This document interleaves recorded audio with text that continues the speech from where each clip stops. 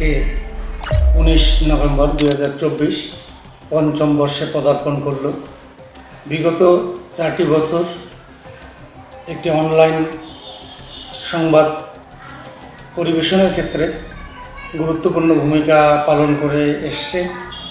আমরা সবসময় দেখেছি এদেশের নিপীড়িত, বঞ্চিত, অধিকার হারা মানুষের পাশে থেকে বস্তুনিষ্ঠ সংবাদ পরিবেশনায় বিএমএফ টেলিভিশন বলিষ্ঠ ভূমিকা রেখেছে। আজকের এই দিনে বিএমএফ পরিবারের সাথে সংশ্লিষ্ট সবাইকে আন্তরিক শুভেচ্ছা এবং অভিনন্দন জানাই এবং এই মেসেজটি আমি লালমনিরহাট জেলার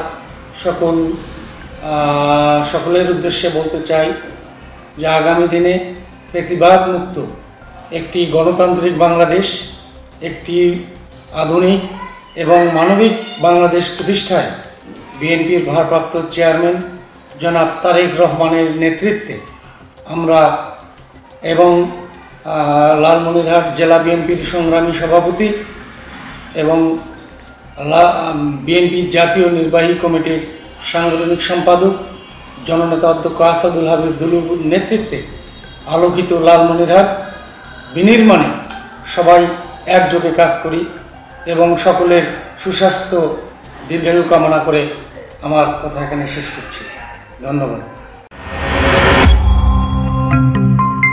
বিএমএফ নিউজ, মানবতার পাশে সব সময়।